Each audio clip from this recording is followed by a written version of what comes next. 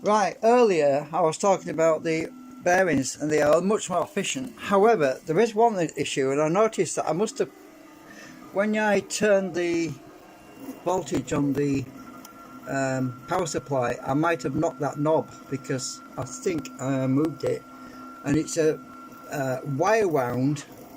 This is a wire wound pot, and it's very twitchy, and I'll show you what I mean. If I just barely touch it, see what I mean, it twitches, right? So I think it twitched and it went right up to nearly 300 milliamps.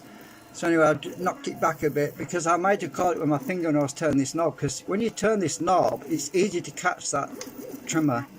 So my current went right up, right?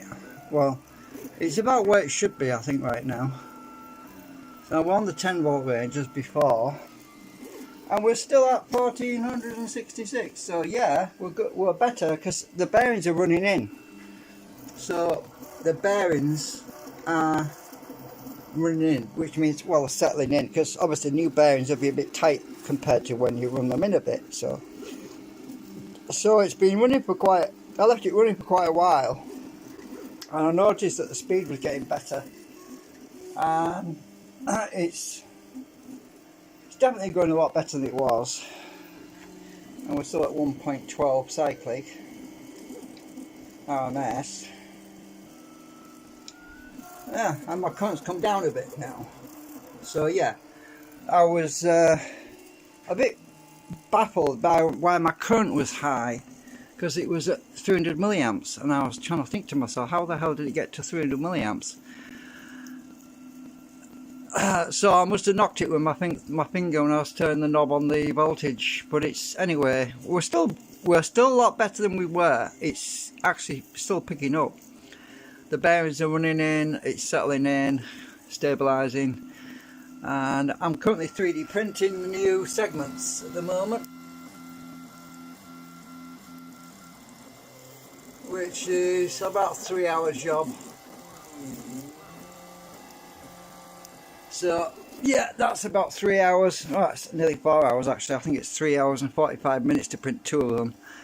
I'm printing one I'm doing one for each rotor, because this one's mirrored, the other one's the other way around. So I'm doing two of them, and I've got to print the core inserts that go in the slots, and then I've got to hopefully transplant the nanocrystalline cores across, and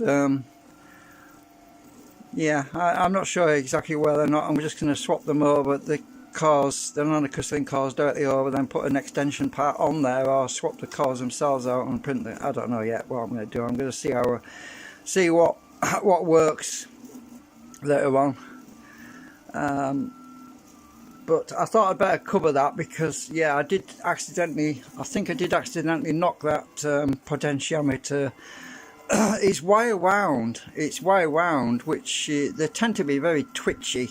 Unlike carbon tracks are very linear, wire wound potentiometers are very twitchy. Because they're moving one wire to another wire and so on.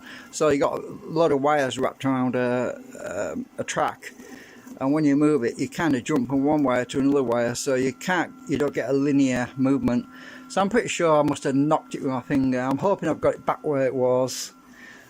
Fingers crossed I've got it back where it was, but yeah, we'll see. Anyway, it's definitely better than it was. That's a fact. I mean, it's running in. It's picking up. I've been watching it pick up speed, and yeah, it's been fluctuated a bit around 1466 to 1450, and it goes up to 1470 sometimes. Anyway, just a little update. Right, bye for now. Oh, I've got to check my potatoes. I'm cooking potatoes at the moment. Bye for now.